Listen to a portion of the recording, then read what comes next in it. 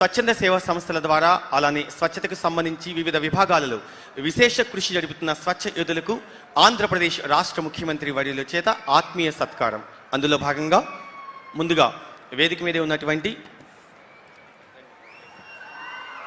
Home composting కి సంబంధించి ఎం లక్ష్మీ గోవిందమ్మ గారు వంటగదిలోని కూరగాయల వ్యర్థాలు, ఆకులు మరియు ఇతర సేంద్రియ పదార్థాలను కుళ్ళింపచేసి సహజ సిద్ధమైన ఎరువుగా మార్చే ప్రక్రియనందు శిక్షణ పొంది అమలు చేస్తున్నందుకు గాను ఎం లక్ష్మీ గోవిందమ్మ గారు హోమ్ కంపోస్టింగ్ విభాగంలో సంబంధించి ఆవిడని సత్కరిస్తూ ఉన్నారు ఆంధ్రప్రదేశ్ రాష్ట్ర ముఖ్యమంత్రి వర్యులు.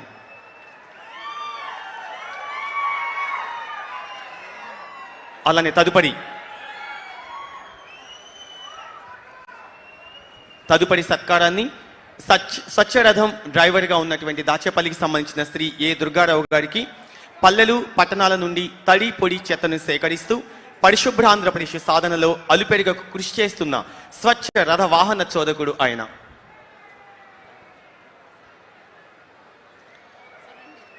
తదుపరి స్వచ్ఛంద సేవా సంస్థ అసిస్ట్ విభాగానికి సంబంధించి శ్రీ జాస్టి కృష్ణ హరీష్ గారిని వేదిక మీదకి ఆహ్వానిస్తున్నాము.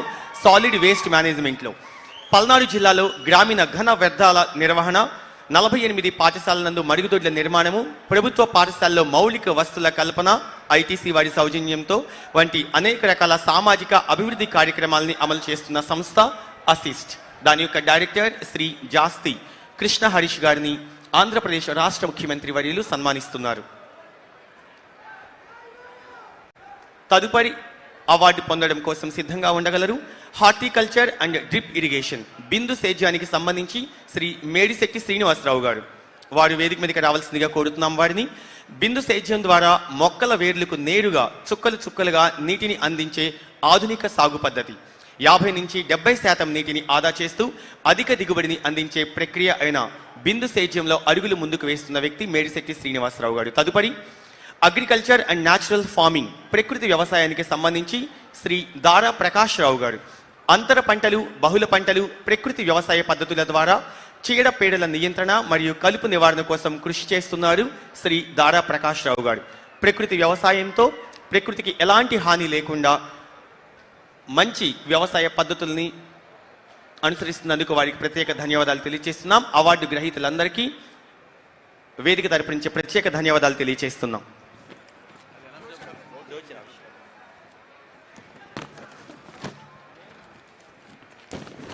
ప్రస్తుతం స్వచ్ఛ సర్వేక్షణ్ 2025-26 దీనికి సంబంధించిన బ్రోచర్ని లాంచ్ చేయవలసిందిగా కోరుతున్నాం. వేదిక మీద ఉన్నటువంటి పెద్దలందరినీ, అలానే ఆనరబుల్ సీఎం శ్రీ నారా చంద్రబాబు నాయుడు గారు వాళ్ళందరినీ కలిపి వేదిక మీద స్వచ్ఛ సర్వేక్షణ్ 2025-26కు సంబంధించిన బ్రోచర్ ఆవిష్కరణ.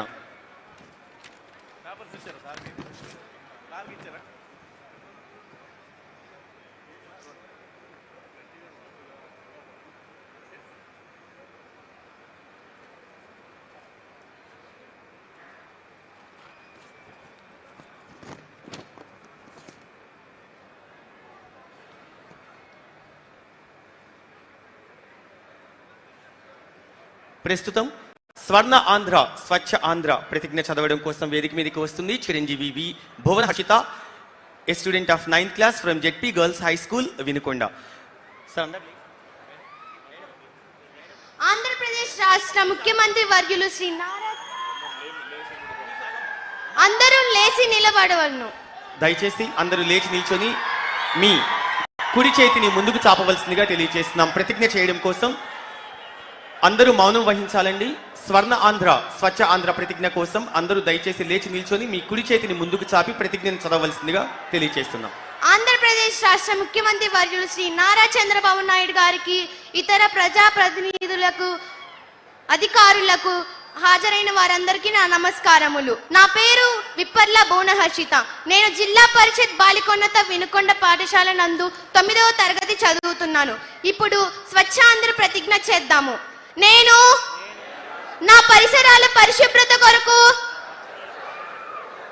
ప్రతిరోజు కొంత సమయం కేటాయిస్తానని, నా వంతు కృషిగా స్వచ్ఛత కార్యక్రమాల కొరకు శ్రమదానం చేసి పరిశుభ్ర ఆంధ్రప్రదేశ్ సాధించే సంకల్పానికి కట్టుబడి ఉంటానని, ఈరోజు పరిశుభ్రత గురించి నేను వేసిన ఈ ముందడుగు ఆంధ్ర రాష్ట్రాన్ని పరిశుభ్రంగా ఉంచుటలో సహాయం చేస్తుందని నమ్ముతూ ఈ రోజు నుండి నా తోటి వారికి కూడా స్వచ్ఛతపై అవగాహన కల్పించే దిశగా ప్రయత్నిస్తానని, భవిష్యత్ తరాలకు ఆరోగ్యవంతమైన, సుభిక్షమైన, ఆనందకరమైన ఆంధ్ర రాష్ట్రాన్ని నిర్మించడానికి నాతో మొదలైన ఈ నిర్ణయం ద్వారా నా రాష్ట్రాన్ని స్వచ్ఛ ఆంధ్ర, స్వర్ణాంధ్రగా తీర్చిదిద్దేటట్లు నా వంతు కృషి చేస్తానని ప్రమాణం చేస్తున్నాను. అందరికీ ధన్యవాదాలు. కూర్చోవలసిందిగా విజ్ఞప్తి చేస్తున్నాం. చిరంజీవి భువన్ హర్షితకు ప్రత్యేక ధన్యవాదాలు. ఇప్పుడు అస్తవ్యస్త ఆర్థిక పరిస్థితులతో అసాధ్యమనుకునే ఆంధ్ర రాష్ట్ర అభివృద్ధి ప్రయాణాన్ని తన అసమాన దీక్షా నైపుణ్యాలతో పురోగమనం వైపు పరుగులు పెట్టిస్తున్న అపర చాణక్యులు, దార్శనికులు, సంక్షేమ అభివృద్ధి కార్యక్రమాలనే తన ఉచ్ఛ్వాస నిశ్వాసులుగా భావించే కర్మయోగులు, ఆరోగ్యమే మహాభాగ్యమైన సూక్తిని స్వర్ణాంధ్ర, స్వచ్ఛ ఆంధ్ర అనే మహామంత్రంగా మార్చి జన సామాన్యాన్ని సైతం స్వచ్ఛతా యజ్ఞంలో ఋత్విక్కులుగా మార్చిన సాధనాశీలి, కంకణధారి, ఆంధ్రప్రదేశ్ రాష్ట్ర ముఖ్యమంత్రి వర్యులు మాన్యులు శ్రీ నారా చంద్రబాబు నాయుడు గారు తమ అమూల్యమైన సందేశాన్ని అందివ్వవలసిందిగా కోరుతున్నాం. సవినయంగా, సగౌరవంగా.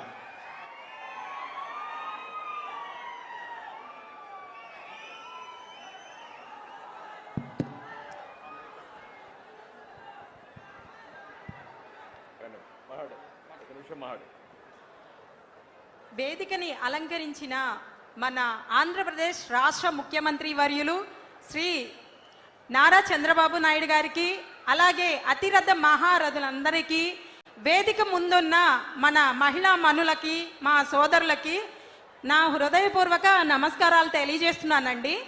నా పేరు ఎం లక్ష్మీ గోవిందమ్మ. మాది సీతయ్య నగర్ 2nd వార్డ్ వినుకొండ అండి. నేను జాషువా ఎస్ఎల్ఎఫ్లోని ఇందిరా మహిళా పొదుపు గ్రూప్లో సభ్యురాలిని. మాకు ఈ మధ్య కాలంలో సాసా తరపు నుంచి అంటే స్వర్ణాంధ్ర, స్వచ్ఛాంధ్ర గురించి ఒక ట్రైనింగ్ ఇచ్చారండి. ఇందులో హోమ్ కంపోస్ట్ ఎలా తయారు చేసుకోవాలనే దాని గురించి ట్రైనింగ్ ఇచ్చారు. మేము ట్రైనింగ్లో చాలా విషయాలు నేర్చుకున్నాము. ఇందులో మెయిన్ ఒకటి శుభ్రత, పరిశుభ్రత, అవి ఆరోగ్యం, మనం పరిశుభ్రంగా పరిసరాలను ఉంచుకుంటే ఆరోగ్యంగా ఉంటాము. రెండవది చెత్త ద్వారా సంపదను సృష్టించవచ్చు. ఇది మాకు బాగా నచ్చిందండి. మేము మొదలు పెట్టాము హోమ్ కంపోస్ట్ ఎలా తయారు చేసుకోవాలి. మొదట మన కిచెన్లో నుంచి వచ్చే వేస్ట్ ద్వారా, అంటే వేస్ట్ అంటే కూరగాయ మొక్కలు, పండ్ల తొక్కలు, వీటన్నిటిని కలిపి ప్లస్ బ్రౌన్స్ అంటారండి, ఎండుటాకులు, రంపం పొట్టు, వీటన్నిటినీ కలిపి మేము ఒక 3 కుండల్లో మేము బెజ్జాలు పెట్టేసి వాటిలలో దీన్ని పెట్టామండి. 45 రోజుల తర్వాత మనకి హోమ్ కంపోస్ట్ అనేది తయారవుతుంది. ఈ కంపోస్ట్ని మన మొక్కలకి వేస్తే అవి వేపుగా ఎదుగుతాయి. మంచి పోషకమైన పండ్లు, కూరగాయలు, పూలు, ఆకుకూరలు మనకి లభిస్తాయండి. ఇది నేను తయారు చేస్తున్నాను. మా గ్రూప్లో కొంతమంది సభ్యులు కూడా తయారు చేస్తున్నారండి. ఇలాంటి ట్రైనింగ్ సెంటర్స్ పెట్టడం వల్ల మేము చాలా తెలుసుకుంటున్నాము. ఇంత చక్కటి అవకాశాన్ని నాకు కల్పించినందుకు సార్కి ప్రత్యేకమైన ధన్యవాదాలు. ఎం లక్ష్మీ గోవిందమ్మ సార్. లక్ష్మీ గోవిందమ్మ.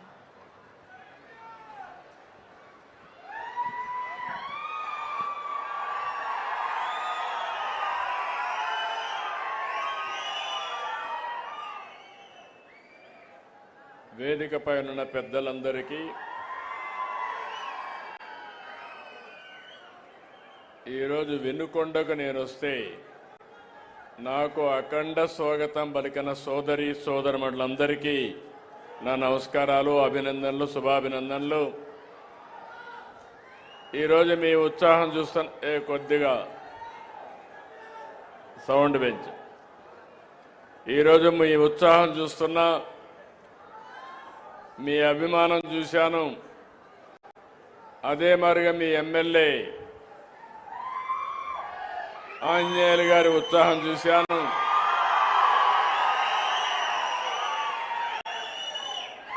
ఇవన్నీ చూసిన తర్వాత నాకు అనిపిస్తుంది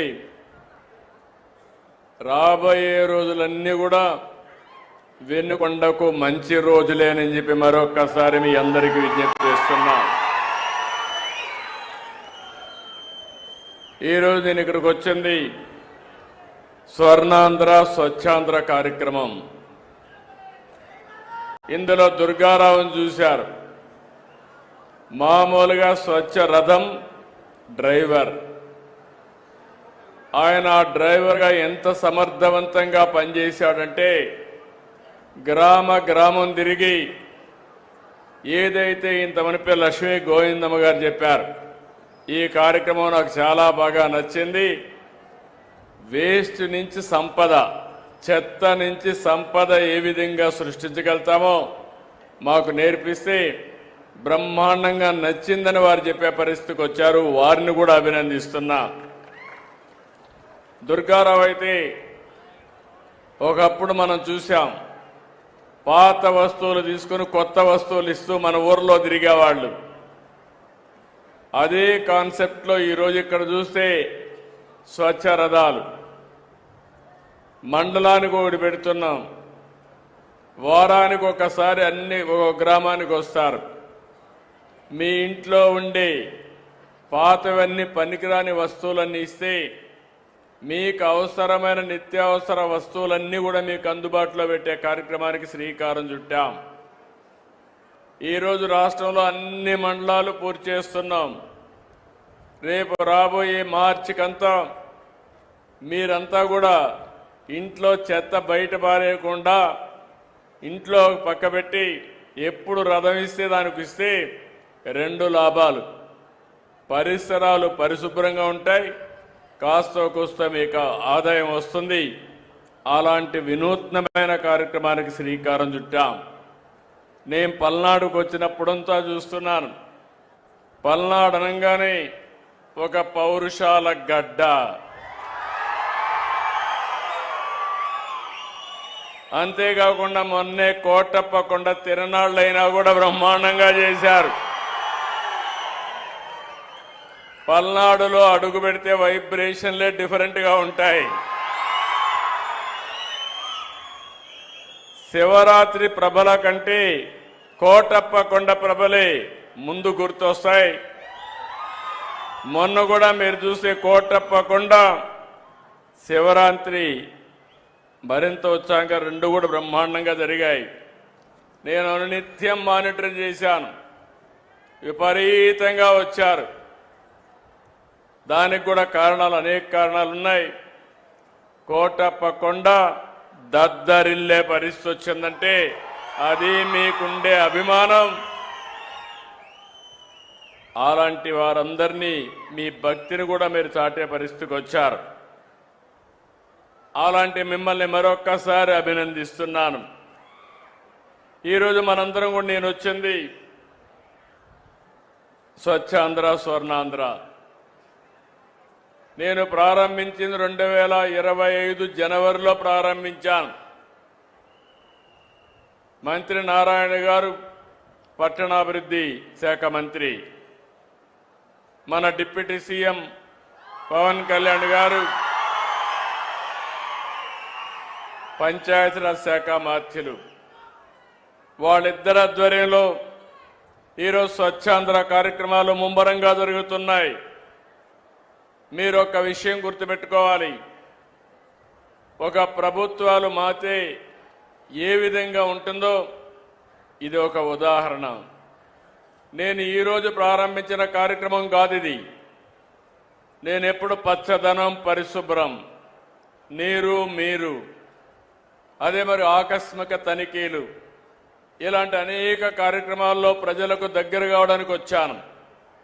ఈరోజు మీరు గుర్తుపెట్టుకోవాల్సింది స్వచ్ఛాంధ్ర అంటే మీ అందరిలో కూడా ఇంట్లో చెత్త ఉంటుంది, చెత్త క్లీన్ చేస్తారు. రోడ్డు మీద వేస్తాం. అంటే మన ఉద్దేశం ఏంటి? ఇల్లు నాది, రోడ్డు ఎవరిదో. ఆ రోడ్డు మీద ఉండే చెత్తలో దోమలన్నీ పెరిగి మళ్ళా మీకు ఇంట్లోకి వచ్చి మిమ్మల్ని కుట్టే పరిస్థితి వస్తుంది. దాంతో హాస్పిటల్కి పోతారు.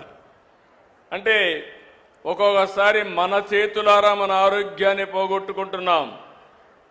నేను ముఖ్యమంత్రి అయిన నాటికి మీరు చూస్తే 108 లక్షల మెట్రిక్ టన్నులు చెత్తంతా కూరకపోయింది. కొండల గుట్టలుగా పేరకపోయింది.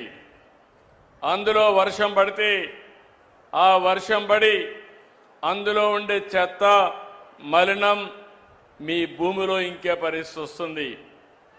మొత్తం భూజలాలన్నీ కూడా కలుషితమయ్యే ప్రమాదం వచ్చింది. ఇలాంటివి చూసినప్పుడు నేను ఒకటే అనుకున్నాను, నేను ఎన్నో పనులు చేస్తాను కానీ నా ప్రజలకు స్వచ్ఛమైన నీళ్లు ఇవ్వాలి, స్వచ్ఛమైన గాలి ఇవ్వాలి, స్వచ్ఛమైన ఆలోచన ఇవ్వాలనే ఉద్దేశంతోనే నేను ఈ కార్యక్రమానికి శ్రీకారం చుట్టాను. ఇప్పటికి 14వ ప్రతి నెల 3వ శనివారం నేను ఎక్కడున్నా దానికి ప్రత్యేకంగా కార్యక్రమం పెట్టుకున్నాను. మీలో చైతన్యం తేవాలి, మీలో ఉత్తేజాన్ని నింపాలి, బాధ్యత గుర్తుపెట్టుకునే విధంగా మిమ్మల్ని ముందుకు నడిపించాలనే ఉద్దేశంతోనే ఈ కార్యక్రమానికి వచ్చాం. నేను ఇప్పుడు వస్తానే మా వాళ్ళని అడిగాను, ఒకే మాట అడిగాను, 100% ఇంటింటికి వెళ్ళి చెత్త ఎప్పటికి కలెక్ట్ చేస్తారని చెప్పి అడిగాను. ఇప్పటికే 197% మున్సిపాలిటీలో ఇంటింటికి వెళ్ళి చెత్త కలెక్ట్ చేస్తున్నారు. గ్రామీణ ప్రాంతాల్లో మార్చి 31కి 100% ప్రతి ఇంటి దగ్గర చెత్త కలెక్ట్ చేసే బాధ్యత ఈ ప్రభుత్వం తీసుకుంటామని మీ అందరికీ హామీ ఇస్తున్నా. అది పెద్ద మార్పు. ఒకసారి ఇప్పుడే ఆడబిడ్డ చెప్పింది, లక్ష్మీ గోవిందమ్మ. ఆ అమ్మాయి చెప్పినప్పుడు ఇంట్లో చెత్త వస్తుంది, ఆ చెత్తని కాంపోస్ట్గా తయారు చేసుకుని మీ ఇంటి పైన టెర్రస్ గార్డెన్ పెట్టుకుని మీకు కావలసిన కూరగాయలు కూడా మీరు పండించుకునే పరిస్థితికి వస్తున్నారు. అలాంటి కార్యక్రమంలో మీరు చూస్తే ఇప్పటి వరకు దగ్గర 4,14,004 కుటుంబాలు హోమ్ కాంపోస్ట్ తయారు చేస్తున్నాయి. 4,19,288 మంది టెర్రస్ గార్డెన్ కూడా పెట్టుకుని అక్కడే కూరగాయలు కూడా ఉత్పత్తి చేసే పరిస్థితికి వచ్చారు. ఇంకో పక్క ఈ స్వచ్ఛ రథాల ద్వారా మీరు ఏవైతే వేస్ట్ జనరేట్ చేస్తున్నారో, చెత్త జనరేట్ చేస్తున్నారో అవన్నీ కూడా దగ్గర 9 రకాల వస్తువులను ఇప్పటికి ప్రొక్యూర్ చేస్తున్నారు. తొందరలోనే ఇంకా ఒక 30 రకాల చెత్తని కలెక్ట్ చేసే పరిస్థితికి వస్తారు. తద్వారా చాలా వరకు చెత్త అంతా కూడా మళ్ళా పరిశ్రమలకు వెళ్తుంది, సర్క్యులర్ ఎకానమీకి వెళ్తుంది. తద్వారా మళ్ళీ ప్లాస్టిక్ నుంచి ప్లాస్టిక్ తయారు చేయడం, లేకపోతే అనేక రకాలైనటువంటి వస్తువులు తయారు చేసే పరిస్థితికి వస్తామని చెప్పి కూడా నేను మీకు తెలియజేస్తున్నాను. ఈరోజు దీనికి కావలసిన కొన్ని వేల వెహికల్స్ని పెట్టాం, ట్రై సైకిల్స్ పెట్టాం, ఆటోలు పెట్టాం, కాంపోస్ట్ వ్యాన్లను కూడా పెద్ద పెద్ద వ్యాన్లు పెట్టి కంప్రెస్ చేసి ఎక్కడికక్కడ తీసుకుపోయే పరిస్థితికి వచ్చాం. నిన్న నేను విశాఖపట్నం వెళ్ళి వచ్చాను. విశాఖపట్నంలో మీరు చూస్తే దగ్గర వేస్ట్ నుంచి కరెంటు తీస్తారు, చెత్త నుంచి కరెంటు తీస్తారు. ఆ రోజు నేను ముఖ్యమంత్రిగా ఉన్నప్పుడు పెడితే అన్ని నిలిపేసి 2 మాత్రం అడ్వాన్స్ స్టేజ్కి వస్తే ఒకటి గుంటూరు, 2 విశాఖపట్నం పనిచేస్తున్నాయి. ఇప్పుడు మళ్ళీ ఒక 5 ప్లాంట్లు పెడుతున్నాం. ఈ 5 ప్లాంట్లు పెడితే పట్టణ ప్రాంతాల్లో చెత్త అంతా కూడా ఈ యొక్క కరెంటు తయారు చేసే ప్లాంట్లకు వెళ్తాయి. అదే సమయంలో గ్రామీణ ప్రాంతాల్లో కూడా తడి చెత్త, పొడి చెత్త. నేను మిమ్మల్ని అందరినీ ఒకటే కోరుతున్నా, తడి చెత్తని కాంపోస్ట్గా తయారు చేసుకుంటాం, సెగ్రిగేట్ చేయాలి. అదే మరి పొడి చెత్తని 2 విధాలుగా కూడా సెపరేట్ చేసుకుంటాం. సర్క్యులర్ ఎకానమీ బయటని సర్క్యులర్ ఎకానమీ పోతాయి, కొన్ని పనికి రాకపోతే కరెంటు ఉత్పత్తికి కానీ ఇంకొక విధంగా ఉపయోగించే పరిస్థితి వస్తాయని చెప్పి కూడా నేను మీకు తెలియజేస్తున్నా. ఇంకో పక్కన మీరు సింగిల్ యూజ్డ్ ప్లాస్టిక్ ఉంది, ఇది రాష్ట్రంలో బ్యాన్ చేశాం. మీరు ఒక్క విషయం ఆలోచించుకోవాలి, ఇలాంటి ప్లాస్టిక్ అంతా కూడా ఎక్కడంటే అక్కడ వేయడం, ఆ ప్లాస్టిక్ అంతా మన పశువులు తినడం, ఆవులు తినడం, తిన్న తర్వాత అవి ఆరోగ్యం పోవడం, కలుషితమైన పాలు మనకివ్వడం, ఆ నీళ్లు ఆ పాలు మనం తాగడం, దీని ద్వారా చాలా సమస్యలను సృష్టించుకునే పరిస్థితికి వచ్చాం.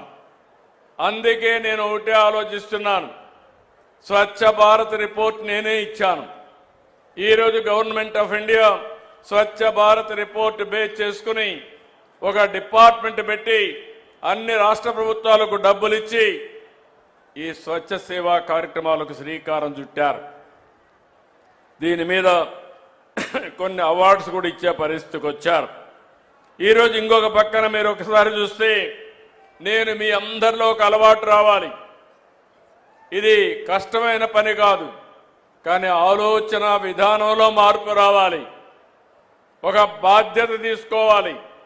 నేను చాలాసార్లు చెప్పాను, జపాన్కు పోతే అక్కడెక్కడా చెత్త కనపడదు, క్లీన్ చేసే స్వీపర్లు కనపడరు, కానీ ఎక్కడన్నా ఒక కాగితం పడితే ఆ కాగితాన్ని అక్కడ చూసిన వ్యక్తి తీసి పర్సులో పెట్టుకొని ఇంటికి పోయి చెత్త బుట్టలో వేసే వరకు దాన్ని తీసుకెళ్లే పరిస్థితికి వస్తారు. ఇది ఒక బాధ్యత. మనం అలాంటి బాధ్యత తీసుకోకపోతే ఈరోజు సమాజంలో ఎలాంటి సమస్యలు వస్తాయో మనమే చూస్తున్నాం. ఈరోజు మీరు ఒక్కసారి గుర్తుపెట్టుకోవాలి, మన ఆరోగ్యానికి దోమలు కూడా పెద్ద కారణం. కమ్యూనికబుల్ డిసీజెస్లో ఓసారి దోమ కుడితే మలేరియా వస్తుంది, లేకపోతే డెంగ్యూ వస్తుంది, జేఈ వస్తుంది. మనం మంచినీళ్ళు సరిగా తాగకపోతే, కలుషితమైన మంచినీళ్ళు తాగితే డయేరియా వస్తుంది, లేకపోతే జీఈ వస్తుంది. అనేక సమస్యలు వచ్చే పరిస్థితి వస్తూ ఉంది. నేను అందుకనే ఒకే విషయం ఆలోచించాను. మీరు ఇప్పటికే మార్పు చూసుంటారు. నేను ఒకటే చెప్తున్నాను, రాబోయే రోజుల్లో ఎన్డీఏ కూటమి ప్రభుత్వం ఈ రాష్ట్రంలో పెను మార్పులు తీసుకురావడానికి సిద్ధంగా ఉన్నామని మరొకసారి మీ అందరికీ హామీ ఇస్తున్నా. ఇప్పటికే నేను చెప్పాను, సూపర్ 6 అన్నాం, మీరే చూశారు. సూపర్ హిట్ చేశామా లేదా అని మిమ్మల్ని అడుగుతున్నాను. మొదలు తారీఖు వస్తే పేదల సేవలు ఇంటింటికి వస్తున్నాం. నేను కూడా తిరుగుతున్నా, ఎమ్మెల్యేలు తిరగమన్నాను.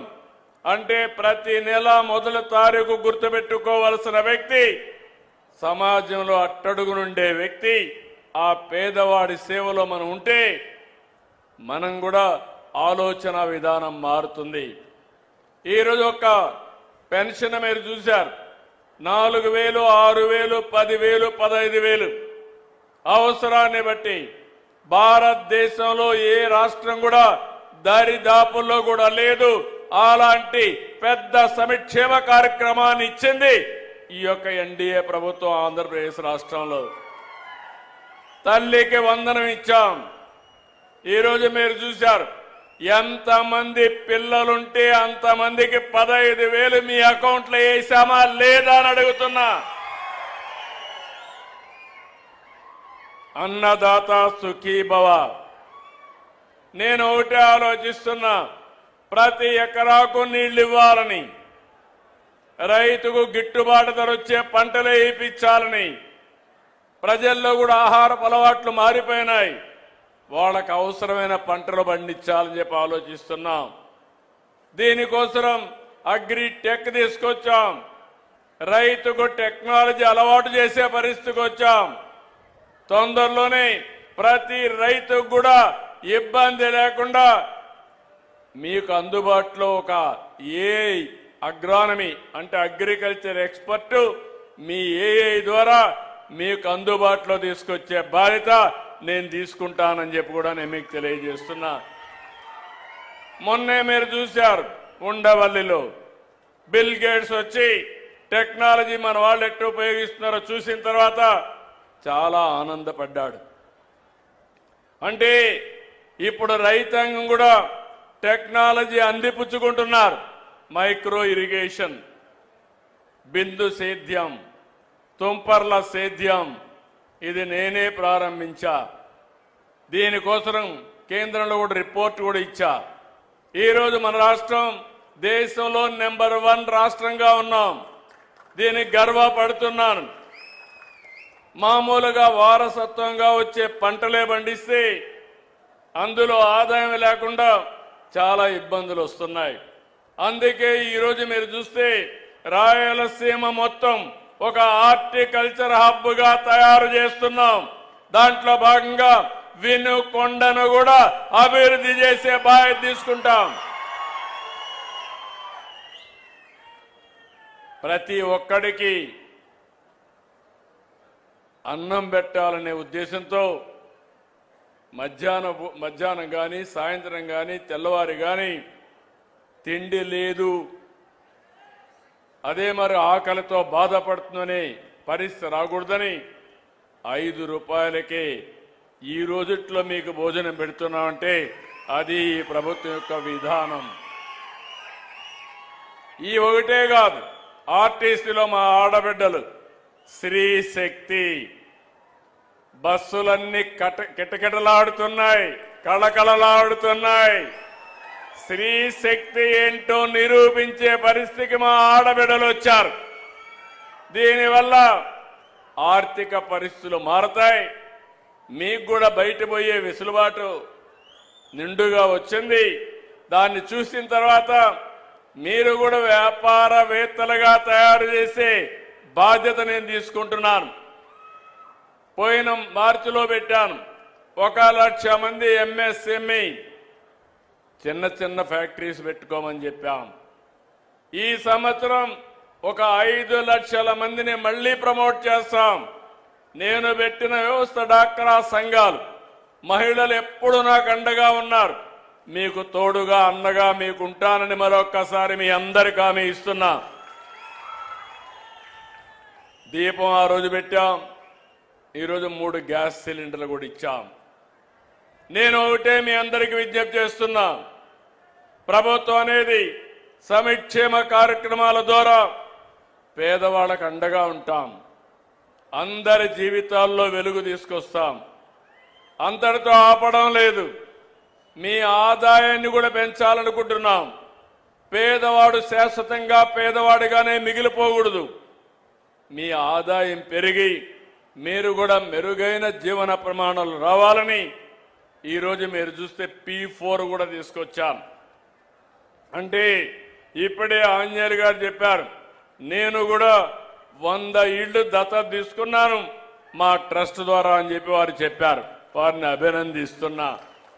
ఆ 100 ఇళ్లు అందరితో సమానంగా పైకి తీసుకొచ్చే బాధ్యత మీది. ఏదో ఒకరోజు బట్టలు ఇచ్చేసి అయిపోదు.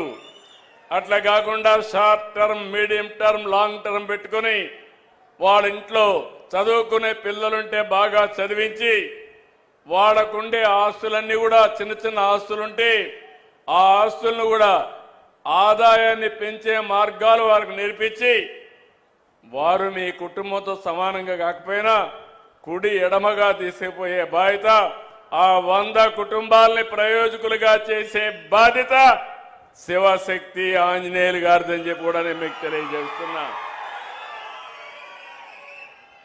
10 లక్షల కుటుంబాలని దత్తత తీసుకున్నాం. P4 కింద 1,00,000 మంది మార్గదర్శులు పనిచేస్తున్నారు. నేను ఎక్కువ శ్రద్ధ పెడుతున్నా.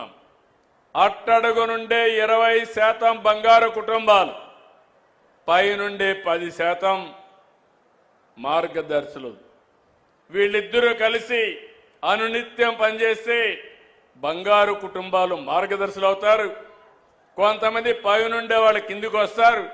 మళ్ళా వాళ్ళ మీద శ్రద్ధ పెట్టి ప్రభుత్వం P4 మోడల్లో అందరినీ పైకి తీసుకొచ్చే బాధ్యత, మెరుగైన జీవన ప్రమాణాలు ఇచ్చే బాధ్యత తీసుకుంటామని మీ అందరికీ హామీ ఇస్తున్నాను.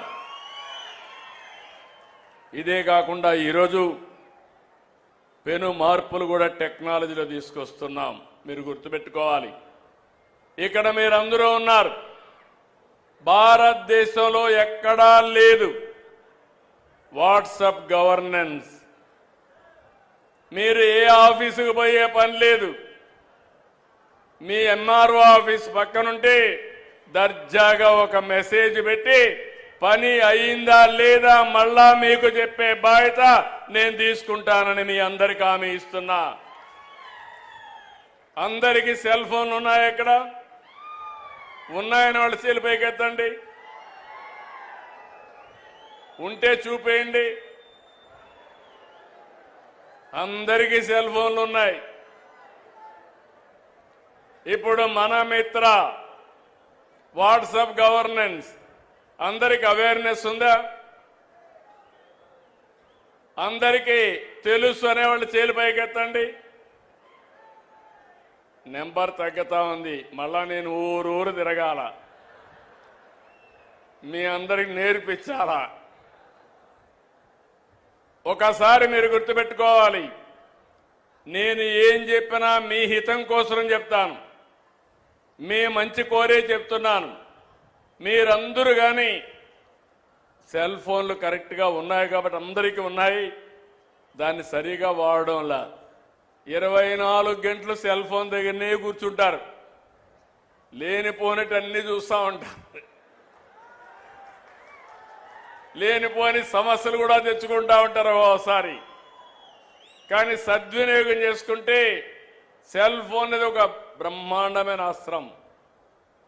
ఈరోజు మీరు ఊహించారా? నేను అడుగుతున్నా, మీరే ఆఫీసుకు పోయే పని లేకుండా మీరు కానీ వాడేదాన్ని టైప్ చేయడం రాకపోయినా వాయిస్లో చెప్తే ఆ వాయిస్ ఏఐ ద్వారా కన్వర్ట్ చేసి మళ్ళా మీరు ఏ పని అడిగారో ఆ పని చేసి మీకు చెప్పే బాధ్యత నేను తీసుకుంటున్నానని చెప్పి కూడా నేను మీకు తెలియజేసి తొందరలో ఇది కూడా వస్తుంది. ఇప్పుడైతే టెక్స్ట్ మాత్రం పెట్టాం, తొందరలోనే వాయిస్ కూడా పెడతాం. ఒకవేళ ఎవరు మాట్లాడారో కూడా మీ వాయిస్ని పెట్టి పలానా వాళ్లే మాట్లాడారా వేరే వాళ్ళు మాట్లాడారా కూడా అనలైజ్ చేసే ఏ టూల్స్ వచ్చేసాయని చెప్పి కూడా నేను మీకు తెలియజేస్తున్నా. తొందరలోనే మీ అందరికీ హామీ ఇస్తున్నా, పిల్లలందరికీ ఏ ట్యూషన్ మాస్టర్ వస్తాడు, ఇంట్లో కూర్చొని దర్జాగా మీ సెల్ ఫోన్లోనే ట్యూషన్ చెప్పించుకునే మార్గం తీసుకొస్తా. మీ అందరికీ ఏ డాక్టర్ వస్తాడు, ఎవరికి ఏ జబ్బు ఉంటే సంజీవని ప్రాజెక్ట్ కూడా తీసుకొస్తాం. 2,50,000 రూపాయలు యూనివర్సల్ హెల్త్ ఇన్సూరెన్స్ ఇస్తాం. పేదవాళ్లకు 20 లక్షల వరకు ఆర్థిక సహాయం చేసి మీ ఆరోగ్యాన్ని కాపాడుతాం. ఆరోగ్యాన్ని కాపాడుతానంటే అందరూ కూడా ఆరోగ్యాన్ని చెడగొట్టుకోమని కాదు. మందులు మందులే, కెమికల్సే. కెమికల్ తింటే దానికి సైడ్ ఎఫెక్ట్స్ కూడా ఉంటాయి.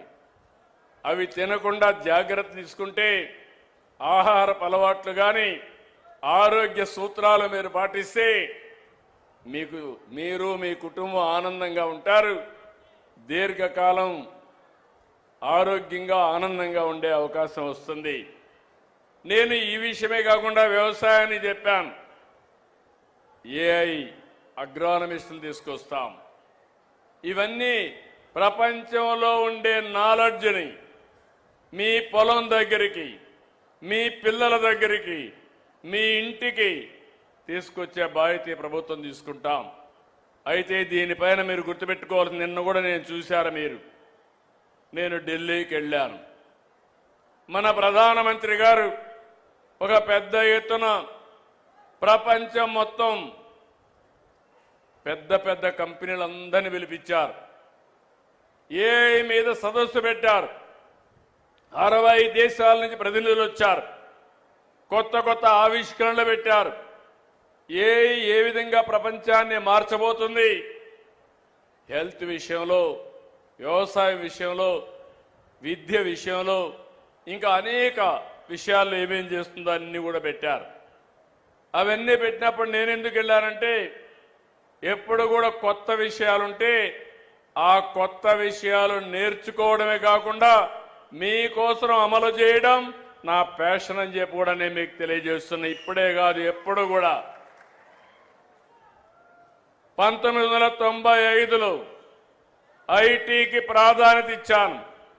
హైటెక్ సిటీతో ప్రారంభించాను. ఈరోజు మీరు చూస్తే భారతదేశంలో 20 సంవత్సరాల్లో ఎక్కువ తలసరి ఆదాయం వచ్చే ప్రాంతం హైదరాబాద్ నగరం, ఎక్కువ ఆదాయం వచ్చే రాష్ట్రం తెలంగాణ రాష్ట్రం అని చెప్పి కూడా నేను మీకు తెలియజేస్తున్నా. అందుకే ఇప్పుడు నేను కొత్తగా ఆలోచించేది మళ్ళీ ఆదాయానికి చిరునామాగా ఆంధ్రప్రదేశ్ ఉండాలని. విశాఖపట్నంలో $15 బిలియన్ డేటా సెంటర్ వస్తా ఉంది. గూగుల్ పెడుతున్నారు. ఏ వస్తుంది? అమరావతి. మీకు ఒక గట్టిగా అరిస్తే అమరావతిలో వినపడుస్తుంది, అక్కడ అరిస్తే కేకేస్తే మీకు వినపడుస్తుంది. ఔటర్ రింగ్ రోడ్డు వస్తే ఇంకా దగ్గరైపోతుంది మీకు. అలాంటి అమరావతిలో క్వాంటమ్ కంప్యూటర్ పెడుతున్నాం. భారతదేశంలో మొదటిసారి ప్రపంచంలో 6-7 దేశాల్లో సమానంగా అమరావతిని పోతుందంటే అది ఈ ప్రభుత్వం ఆలోచించే విధానం అని చెప్పి కూడా నేను మీకు తెలియజేస్తున్నా. నేను మిమ్మల్ని అందరినీ ఒకటే కోరుతున్నాను, ఈ దీనివల్ల భారతదేశం బాగుపడుతుంది. ఎవరు మంచి చేశారు, ఎవరు మంచి చేస్తున్నారని కూడా మీ విషయాలు మీకు అర్థం కావాలి. ఈరోజు చూస్తే నిన్న నాకు బాధ కూడా కలిగింది. ఢిల్లీకి పోతే అక్కడ కాంగ్రెస్ పార్టీ ఇంత మంచి కార్యక్రమం, ప్రపంచంలో అన్ని దేశాలు వచ్చాయి. అన్ని దేశాలు వచ్చి వాళ్ళు చేసిన ఆవిష్కరణల్ని మనకు చూపించడం, మనం చేసే మంచి పనులు వాళ్ళు నేర్చుకోవడం, మనం చేసిన పనులన్నీ అభినందించే పరిస్థితికి వచ్చారు. ఐటీలో మనం ముందున్నాం, ఏఐలో ముందుంటున్నాం. ప్రపంచానికి నాలెడ్జ్ ఎకానమీలో నాయకత్వం ఇచ్చే ఏకైక దేశం భారతదేశం అని చెప్పి మరొకసారి విజ్ఞప్తి చేస్తున్నాను. అలాంటి మంచి కార్యక్రమానికి శ్రీకారం చుడితే కాంగ్రెస్ వాళ్ళైతే బట్టలిప్పేసి తిరుగుతారు. అక్కడ ఏమనాలి నాకైతే అర్థం కాలేదు. చాలా బాధ కలిగింది, ఆవేదన కలిగింది. ప్రపంచంలో 60-70 దేశాలు టెక్నాలజీలో ముందుకు పోతా ఉంటే అలాంటి దాన్ని స్వాగతించాల్సిన వ్యక్తులు, మన యువత ప్రయోజనాలు కాపాడవలసినటువంటి పార్టీలు బాధ్యత లేకుండా అర్ధనగ్నంగా వచ్చి ప్రదర్శన చేశారంటే దీన్ని చాలా తీవ్రంగా ఖండిస్తున్నా, గర్హిస్తున్నా. మంచిది కాదు, ఇది దేశానికి నష్టం అని చెప్పి కూడా మీకు తెలియజేస్తున్నా. మీలో కూడా ఒక ఆలోచన రావాలి. మీరు ఆ రోజు నేను చూశాను, నేను పవన్ కళ్యాణ్ గారు అదే మరిగా బీజేపీ కలిసాం. ఆ రోజు మీ అందరికీ ఒక మాట చెప్పాను, మేము ముగ్గురం కలిసింది మా కోసరం కాదు, ఈ రాష్ట్రాన్ని పునర్నిర్మాణం చేయాలి, పూర్వ వైభవం తేవాలి, సమిక్షేమం, అభివృద్ధి, సుపరిపాలనకు నాంది పలుకుతా ఉంటే నేను ఎన్నో ఎన్నికల్లో పోటీ చేశాం. మన నాయకుడు ఎన్టీ రామారావు గారు ఉన్నప్పటికంటే 94% సీట్లకు గెలిపించారు. పెట్టిన అభ్యర్థుల్లో 94% గెలిచాం. అది నాకు ఎప్పుడూ జ్ఞాపకం ఉంది. నేను మిమ్మల్ని అందరినీ ఒకటే కోరుతున్నా, మీరు కూడా గుర్తుపెట్టుకోవాలి. ఆ రోజు మనం చూస్తే విధ్వంసమైన ఆర్థిక వ్యవస్థ, ఆంధ్రప్రదేశ్ అంటే అందరూ చీకొట్టే పరిస్థితి. మన వాళ్ళు ఇక్కడ పెట్టిన పరిశ్రమలు మేము ఇక్కడ వద్దు అని వేరే రాష్ట్రాలకు పారిపోయే పరిస్థితి. పెట్టుబడులు పెట్టాలంటే మనుషులు వచ్చేవాళ్ళు కాదు, అప్పులు ఇవ్వాలంటే ఎవరు ఇవ్వకుండా 12.5%, 13% అప్పులు తీసుకొచ్చారు. ఆస్తులు తాకట్టు పెట్టి అప్పులు తీసుకొచ్చారు. మీకు కూడా గుర్తుపెట్టుకోవాలి, ఒక్కోసారి మన కుటుంబం కూడా ఆర్థికంగా దెబ్బతింటే అప్పిచ్చేవాడు కూడా ఏదో ఒకటి తాకట్టు పెట్టమంటాడు. తాకట్టు పెట్టినా అధిక వడ్డీతో డబ్బులు ఇస్తారు.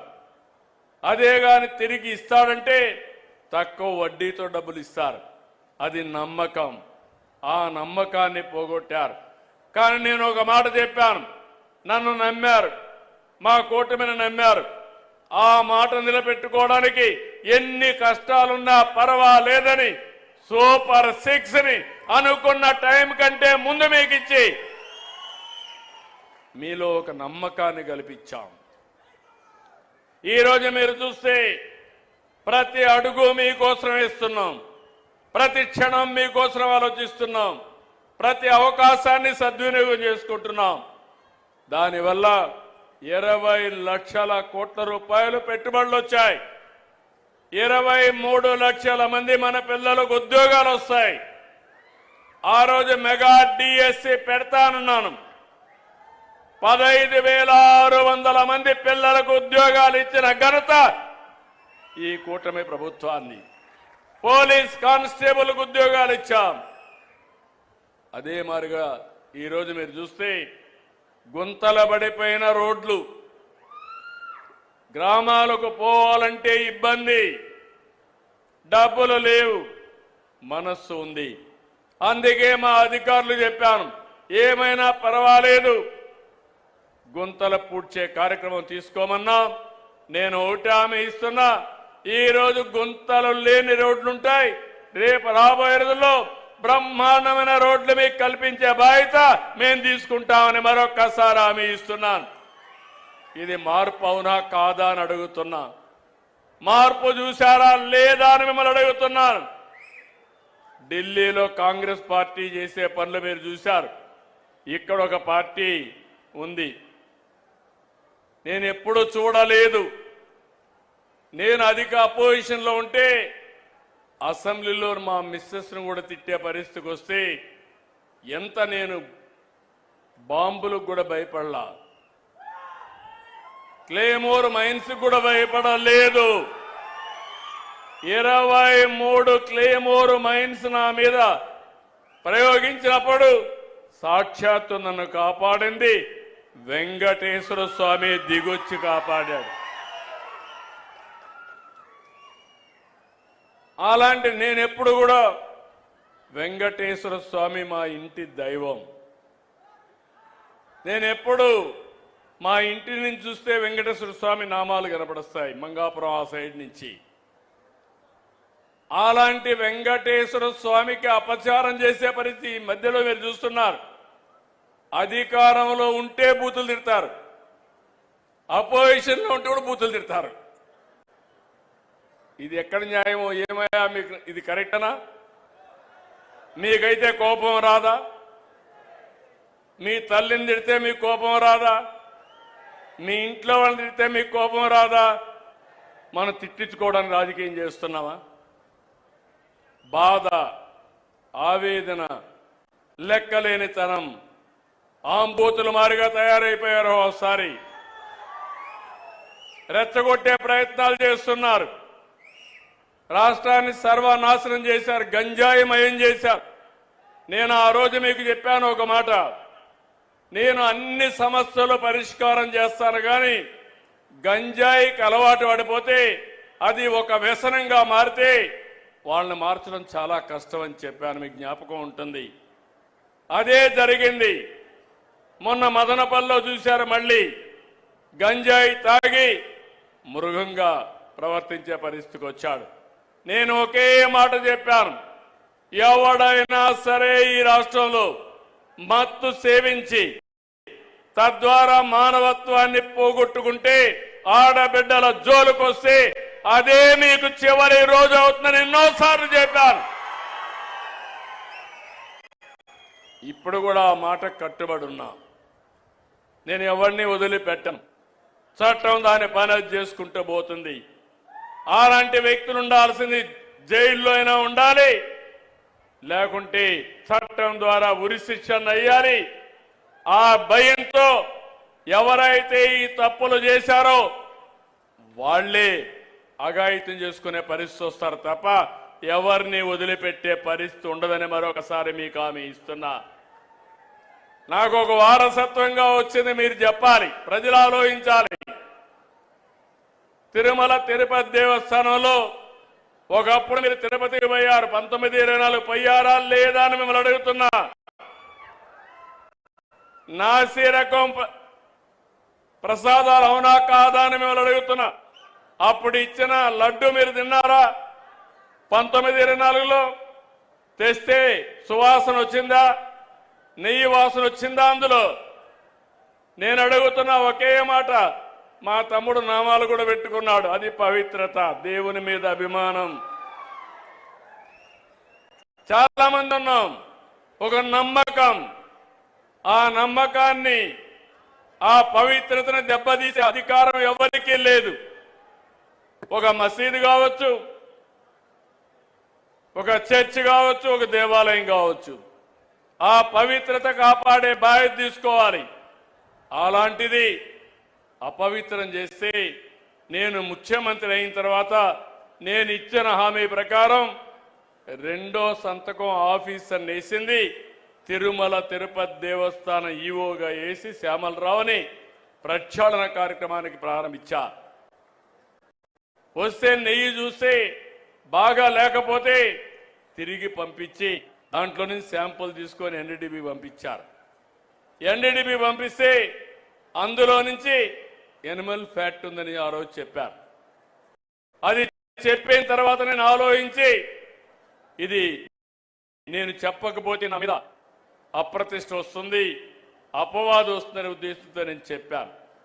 తర్వాత లేనిపోని సమస్యలన్నీ క్రియేట్ చేసి సుప్రీంకోర్టు వరకు పోయే పరిస్థితికి వచ్చారు. సిట్ వేశారు. ఆ సిట్లో వచ్చినటన్నీ మీరు చదివి ఉంటారు. చాలా స్పష్టంగా చెప్పారు, అసలు ఇది నెయ్యే కాదు, కెమికల్స్తో తయారు చేసిన నెయ్యి అని చెప్పారు. రాష్ట్ర ప్రభుత్వాన్ని కూడా యాక్షన్ తీసుకోమని అధికార యంత్రాంగం పైన ఒక రిపోర్టు పంపించారు. ఇవన్నీ వస్తే తప్పుని తప్పించుకోవడానికి, వాళ్ళు చేసిన తప్పును వేరే వాళ్ళపైన వేయడానికి ప్రయత్నం చేసే నీచులున్నారంటే ఏమనాలి నాకైతే అర్థం కావడంలా. మీరందరూ ఒకసారి గుర్తుపెట్టుకోండి, ఆ రోజు నా మీద నేనే ముఖ్యమంత్రి, తెల్లవారు నిద్రలేశాను, వివేకానంద రెడ్డి మర్డర్ నిద్రలే చూస్తే టీవీ సాక్షిలో వేశారు. ఏమని? గుండెపోటుతో వివేకానంద రెడ్డి చనిపోయాడని. నేను కూడా నమ్మాను, పాపం అనిపించింది. సాయంత్రం అయింది, పోస్ట్ మార్టం చేశాం. అది కూడా ఆయన కూతురు అడిగింది. అడిగితే పోస్ట్ మార్టం చేస్తే ఇది గుండెపోటు కాదు, గొడ్డలి పోటని తేల్చారు. సాయంత్రానికి నాటకాల రాయుడు మాట మారు చేశాడు. తండ్రి లేని బిడ్డను ఉన్న పెద్ద దిక్కుపోయాడని. అది అయ్యింది. తెల్లవారి నిద్ర లేస్తానే సాక్షి పేపర్ ఒకసారి మీరు గుర్తుపెట్టుకోవాలి. నారాసుర రక్త చరిత్ర నా చేతిలో కత్తి పెట్టి నా జీవితంలో ఊహించని సంఘటనది. నేను రాజకీయం చేస్తాను కానీ రౌడీల గుండెల్లో రైళ్లు పరిగెత్తిస్తాను కానీ సంఘ విద్రోహ శక్తులను అణిచివేస్తాను కానీ ప్రాణానికి కూడా లెక్క పెట్టుకోను కానీ నేను నేరాలు చెయ్యబోనని మీ అందరికీ హామీ ఇస్తున్నా. అది నా నిజాయితీ, అది నా యొక్క జీవితం అంతా కూడా మీరు చూశారు. అలాంటిది పాపం ఆ అమ్మాయి కూడా వాళ్ళ చిన్నాన్న కూతురు మోసపోయింది.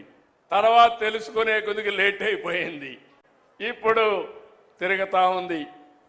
సెక్యూరిటీ కూడా పెట్టుకొని తిరిగే పరిస్థితి వచ్చింది. నిన్న మీరు చూస్తే ఇంత స్పష్టంగా చెప్పితే, అపవిత్రం చేశారని చెప్తే, అవినీతి జరిగిందని చెప్తే, హెరిటేజ్ అనే కంపెనీ తీసుకొచ్చి నా పేరే వేసి తప్పించుకోవాలంటున్నానంటే కరుడు గట్టిన నేరస్తుడు అవునా కాదా అని మిమ్మల్ని అడుగుతున్నా. అలాంటి నేరస్తులతో రాజకీయం చేయాలన్నా? ఏమంటారు మీరు? అంటే మీకు బాధ్యత లేదా? నాకు ఒక్కడికైనా బాధ్యత రాష్ట్రాన్ని కాపాడుకోవడం? మీకు బాధ్యత లేదా? ఎందుకు మీరందరూ కూడా గట్టిగా ముందుకు రావడం లేదు నేను అడుగుతున్నా.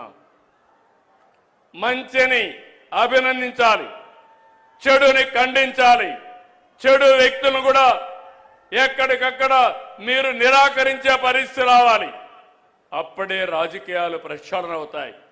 అట్లా కాకుండా ఏదో చిన్న చిన్న దీని మీదనే ఆలోచిస్తా కూర్చుంటే నాకెందుకు వచ్చిందని మీరు ఇంట్లో పడుకుంటే 5 ఏళ్లు మీకోసం నేను కష్టపడ్డా. కడాన నాకు ఎప్పుడూ ఊహలో కలలో కూడా ఊహించలేదు. నేను కూడా జైలుకు పోవాల్సి వచ్చింది. దేని మీద పోయాను మీరు చూశారు. నాకు ఒక నోటీస్ ఇస్తే నేను సమాధానం చెప్పేవాడిని. ఉన్న పళంగా నిన్ను అరెస్ట్ చేస్తున్నా అని పట్టుకొచ్చి లోపలేసే పరిస్థితికి వచ్చారు. కానీ దేనికోసం పోరాడాను? దేనికోసం? 45 సంవత్సరాలుగా నన్ను అభిమానించారు. ఎవరికి ఇవ్వని గౌరవం నాకు ఇచ్చారు. సమైక్య ఆంధ్రప్రదేశ్లో కానీ ఈ రాష్ట్రంలో కానీ నేను మీరు కష్టాల్లో ఉన్నారని, ఇబ్బందుల్లో ఉన్నారని, దౌర్జన్యాలు ఉన్నాయని నేను కూడా పారిపోతే ఈ రాష్ట్రం ఏమవుతుందని ఆలోచించి నా ప్రాణం పైన పర్వాలేదు ఈ రాష్ట్రాన్ని కాపాడాలని కాపాడడం కోసం ముందుకు పోయాను. చాలా మంది అన్నారు జైల్లో నుంచి మీరు తిరిగి రారన్నారు. నేను ఎప్పుడూ భయపడలేదు. నేను ఒకే మాట చెప్పా, నేను 23 క్లెయిమోర్ మైన్స్ నా మీద వేసినప్పుడే భయపడకపోతే దీనికి నేను భయపడనని చెప్పాను. ఒక పద్ధతి కోసం, ఒక పర్పస్ కోసం ఉన్నప్పుడు భయపడను. అది నా నైజం. ఇప్పుడు చూస్తే నిన్న సాక్షాత్తు వెంకటేశ్వర స్వామి ఫోటో కూడా కౌన్సిల్లోకి తీసుకెళ్లిపోయారు. ఏం తమ్ముళ్ళు, ఇది మీకు న్యాయం అనిపిస్తుందా? న్యాయం అనిపిస్తుందా? నేను మిమ్మల్ని అడుగుతున్నా. ఇలాంటి వాళ్ళతో నేను రాజకీయం చేయాలని మిమ్మల్ని అడుగుతున్నా. చెప్పులేసుకొని వెంకటేశ్వర స్వామి ఫోటో పెట్టుకొని ఫోటోలు తీసుకొని ఇసిరిసేస్తారు. అంటే ఏంటి మీ అజం? ఏంటి మీ అహంకారం? మీ అహంకారం అంతా ఒకటే, ఒక రాజకీయ పార్టీ అని. శివుడి తల మీద పాముంటే మనం ఏం చేయలేము ఒకసారి. అదే అనుకుంటున్నారు. నేను తప్పకుండా శివుడు తలపైన పాముంటే నమస్కారం పెట్టి శివుడికి దాన్ని బయట తీసుకొచ్చి పాముని ఏం చేయాలో అది చేస్తామని చెప్పి కూడా నేను మీకు తెలియజేస్తున్నా. ఎవరి కోసం ఇది? మీకోసం అవునా కాదా? పల్నాడులో ఏం జరిగింది? రాజకీయాలు ఏంటి? ముఠా కక్షలు. రాయలసీమ మొత్తం ముఠాల్ని పూర్తిగా అణిచివేసి ఈరోజు రాయలసీమ కరువు సీమ కాదు, రతనాల సీమని హార్టికల్చర్ హబ్గా తయారు చేస్తున్నారు. నీళ్ళిచ్చా హార్టికల్చర్ హబ్ చేస్తున్నా, రైతాంగాన్ని బాగు చేసే బాధ్యత తీసుకున్నా. ఇక్కడ కూడా మిమ్మల్ని అందుకే అడుగుతున్నా.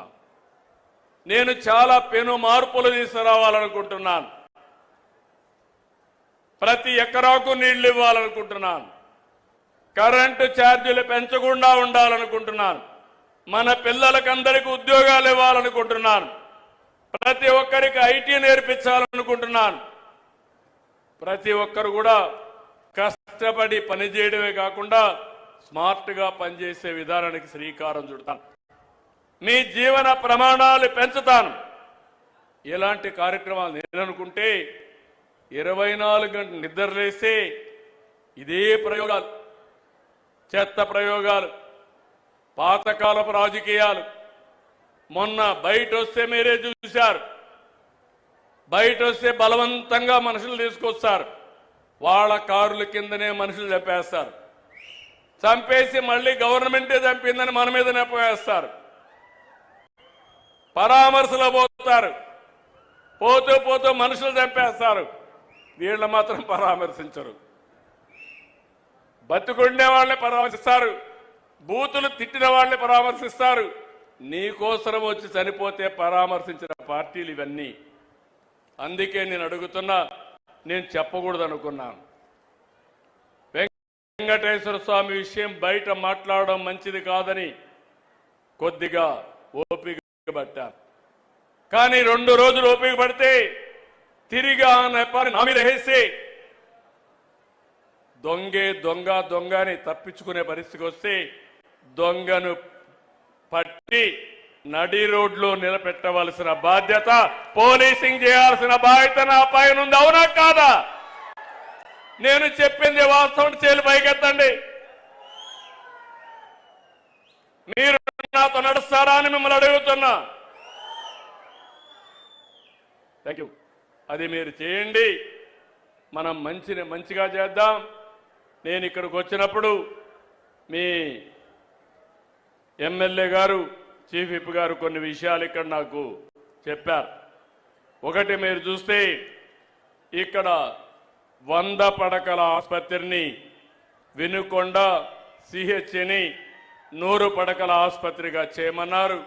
తప్పకుండా ఈ హాస్పిటల్ని 100 పడకల ఆసుపత్రిగా చేస్తున్నామని చెప్పి కూడా నేను మీకు తెలియజేస్తున్నా. అదే మరి ట్రామా కేర్ సెంటర్ కావాలన్నారు. డయాలసిస్ ట్రామా కేర్ సెంటర్ కూడా పెడతామని చెప్పి నేను మీకు తెలియజేస్తున్నా.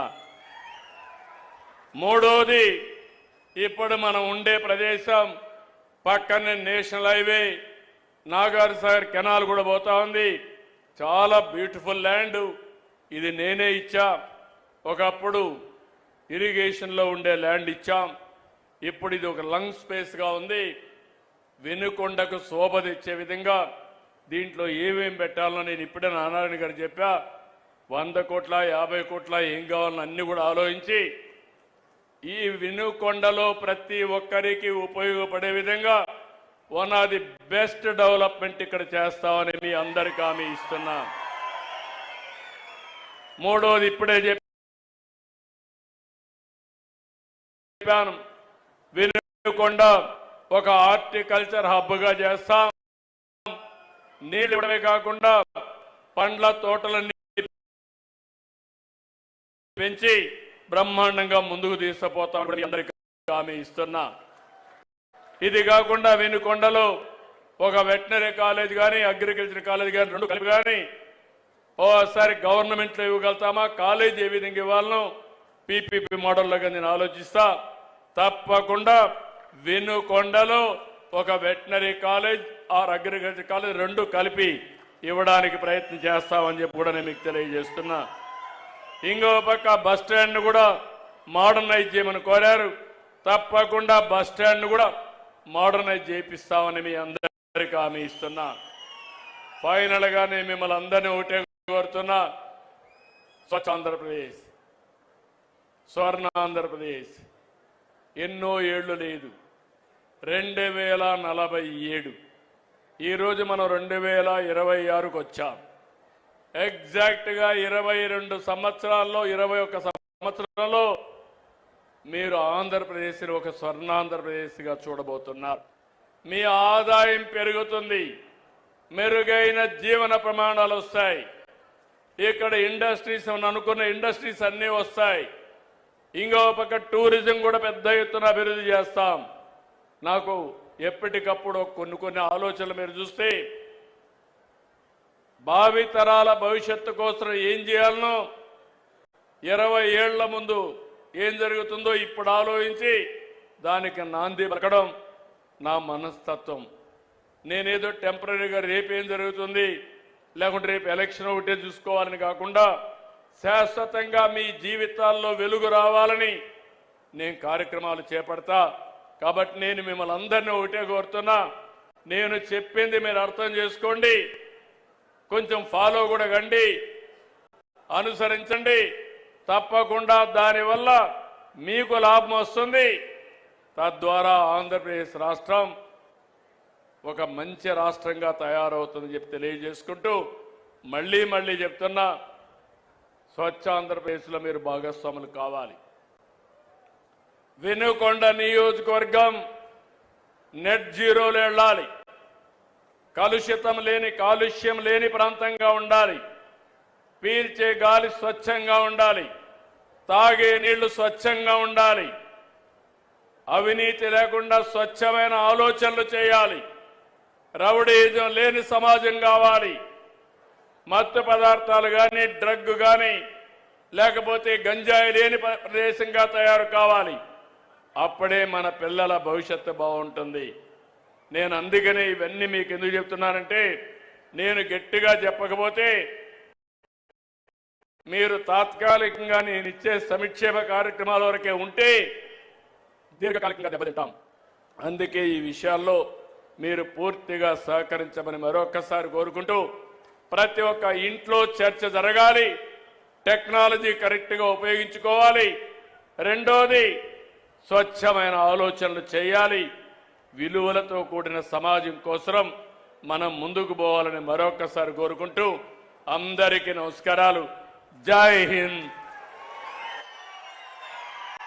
రాష్ట్ర అభివృద్ధి కోసం అహర్హం శ్రమిస్తూ వేల కోట్ల రూపాయలను ఆంధ్ర రాష్ట్ర అభివృద్ధి యజ్ఞానికి దర్భలుగా మార్చి ఆశలనే మోసులతో కోట్లాది ఆంధ్రుల కలల సౌధానికి తన మేధోశక్తిని, ముందు చూపును, చిత్తశుద్ధిని చోదక శక్తిగా మార్చి ముందుకు నడిపిస్తున్న హైటెక్ సీఎం, దార్శనికులు, అపర చాణక్యులు, ఆంధ్రప్రదేశ్ రాష్ట్ర ముఖ్యమంత్రి వర్యులు శ్రీ నారా చంద్రబాబు నాయుడు గారికి వినుకొండ నియోజకవర్గ ప్రజలందరి తరపున, ప్రజా ప్రతినిధులందరి తరపున, పల్నాడు జిల్లా అధికార యంత్రాంగం తరపున, నేటి ప్రజా వేదిక తరపున ప్రత్యేక హృదయపూర్వక ధన్యవాద కుసుమాంజలి తెలియజేస్తూ ఉన్నాం.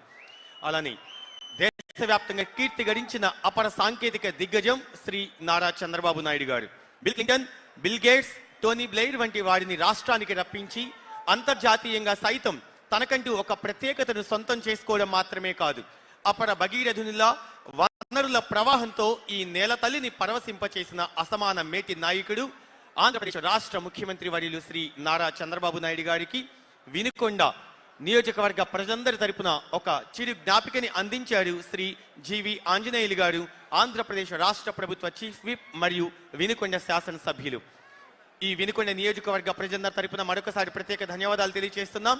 అలానే ఈనాటి ఈ సభకు హాజరైన శ్రీ పొంగూరు నారాయణ గారు, honourable ministry of municipal administration and urban development వారికి ధన్యవాదాలు తెలియజేస్తున్నాం.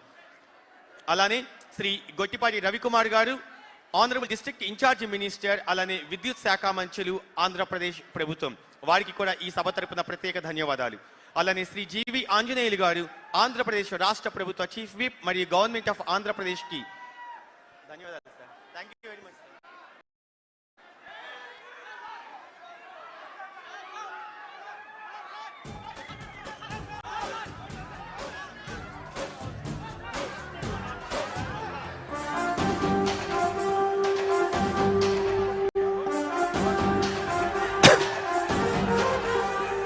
అలానే ఈ కార్యక్రమానికి హాజరైనటువంటి శ్రీ శశిభూషణ్ కుమార్ గారు, honourable special chief secretary to government, Panchayati Raj, rural development. జాతికి ప్రగతిని తెచ్చే పాలకుడిప్పుడు అతడే అతడే అతడే.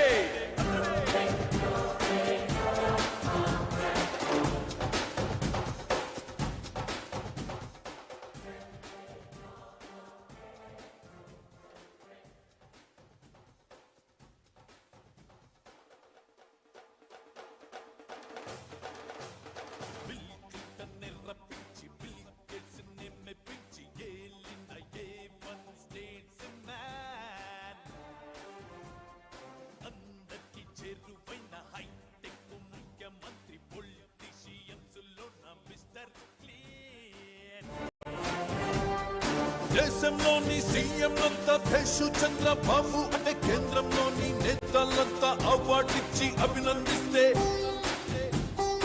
అన్ని రంగాలందు మార్పులెన్నో తెచ్చాడే, ఉద్యోగాలకి వ్యాపారాలకి వృద్ధిని ఇచ్చాడే, ప్రపంచ